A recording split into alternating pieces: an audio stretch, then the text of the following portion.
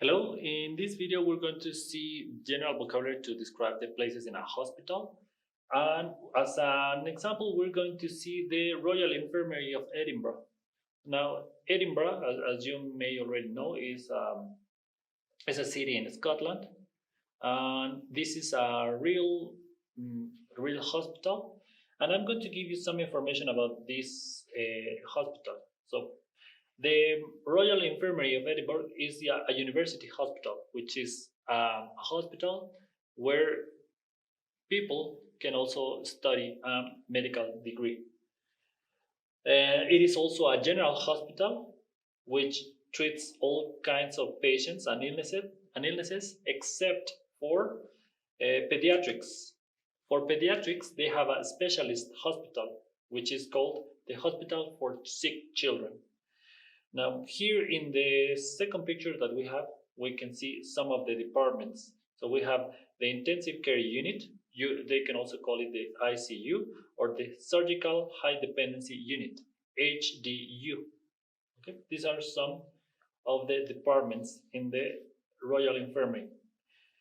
Now, there's a word here or a department that is called the outpatient departments. The word outpatient refers to a kind of patient who come to hospital and they attend a clinic. A clinic is the part of the hospital where patients who have a problem go and leave the same day on an appointment basis. Okay. Sometimes they don't also go for the consultation. They also go to the clinic because they have tests or a treatment to do. But those are the outpatients, the one who just come to the hospital and then leave the hospital the same day. On the other hand, we have inpatients. Inpatients would be the opposite of the outpatient. The inpatient is a patient who stays in hospital for 1 or more days. They are they stay usually in wards, which, as you remember, is the word that we use to refer to the rooms for specific patients.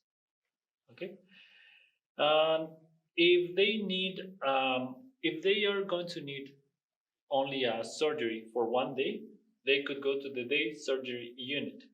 Okay, which is if you see the picture, is the third from the last. That's the unit. Day surgery because the surgery will only take 1 day to be finished. Now, talking about outpatients and inpatients, we're going to see the outpatients. Usually they arrive to the accident and emergency department if it's a sudden accident, or they also call it a casualty. As I told you, it's the accident and emergency department, or you can also call it the A and E unit. Okay, A and E.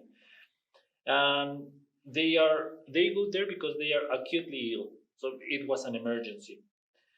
There can also be an outpatient department, which is once they have gone to the clinic or the A and E department, they go to this department if they need a more specific treatment. Talking about the inpatients, there are 3 different ways in which an inpatient or a patient can become an inpatient. But first of all of them have to be admitted to the hospital in these ways. The first of these ways to be admitted as an inpatient is put on a waiting list. So, for example, you are usually an outpatient, and you go to the hospital for several treatments, and then your doctor tells you that you need a surgery. So then you have to register on a waiting list to see when the operating theater is available for the doctors to operate you. So that's the first kind of way in which you can be admitted, to be on a waiting list. The second way in which you can be admitted is if the GP arranges for your admission by telephone. In this case, imagine that a patient is very ill, that they cannot go to the hospital for a consultation. So they call the doctor, in this case the GP or general practitioner, and then the doctor arranges for you to become an inpatient, to stay there because, well, the patient is very ill. And the third way in which you can, or somebody can become an inpatient, is what we have here, for example, in the picture. If there's an outpatient who had an emergency, who had a problem, and then they received the treatment in the emergency department, but the doctor who is in charge of this department decides that the outpatient needs to stay in hospital because the treatment will need more days, then they can become an inpatient. So those are the three different ways in which patients can become an inpatient. Once the outpatient and the inpatient are ready to go home, you know, the word that we use, they are discharged.